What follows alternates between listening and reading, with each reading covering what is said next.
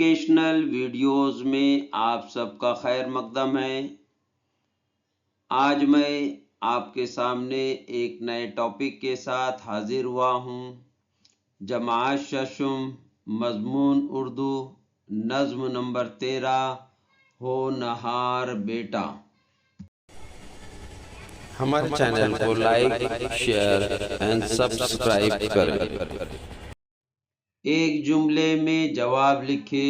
سوال نمبر 1، اکبر الہ آبادی کی شاعری کی خصوصیات کیا ہے؟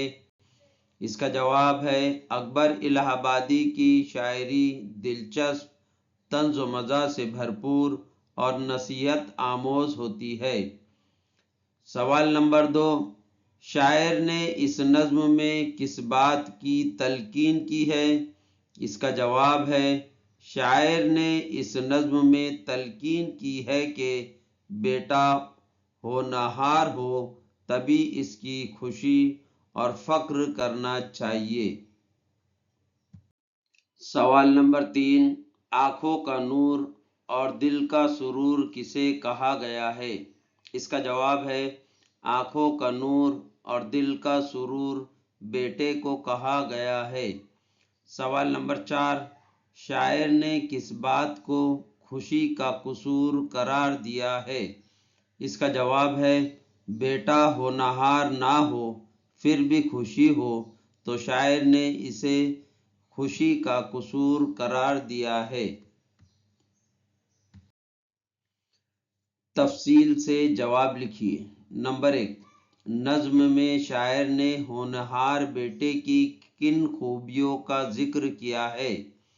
اس کا جواب ہے ہونہار بیٹا برائی سے دور رہتا ہے اور نیکیوں کی طرف مائل ہوتا ہے، بزرگوں کی عزت کرتا ہے اور ان کی نصیحت کو بغور سنتا ہے۔ اس کے برتاؤ میں محبت ہوتی ہے، وہ ہمیشہ سچ بولتا ہے، کسی کو دھوکہ نہیں دیتا، اپنے خاندان کی عزت کا خیال رکھتا ہے، برے لوگوں کی صحبت سے دور رہتا ہے، علم کا شوق اس کے سر پر ہمیشہ سوار رہتا ہے۔ تلاش و جستجو۔ نظم کی مدد سے درج ذیل فقروں کے لیے ایک لفظ لکھیے۔ نمبر 1، نازا کرنا یعنی نازا۔ نمبر 2، لائق یا قابل یعنی ہونہار۔ نمبر 3، نفرت کرنے والا یعنی نفور۔ نقل نویسی۔ نظم کی مدد سے نیچے دیے ہوئے بیانات سے ملتے جلتے مفہوم والے اشعار لکھیے۔ نمبر 1، والدین اپنی اولاد پر فخر کرتے ہیں۔ اس کا ملتا جلتا شعر ہے۔ گھر میں اسی کے دم سے ہے ہر سمت روشنی، نازا ہے اس پہ باپ تو ماں کو غرور ہے۔ سوال نمبر 2، اس کے دوست نیک ہے اور اسے برے لوگوں سے نفرت ہے۔